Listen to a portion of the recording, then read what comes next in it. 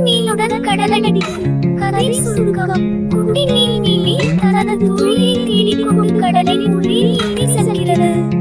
வழியில் அது பல அற்புதமான கடல் உயிர்களை சந்திக்கிறது. பேசும் நண்டு, பாடும் திமிங்கலம், உதிரும் பப்பசி மீன்கள்.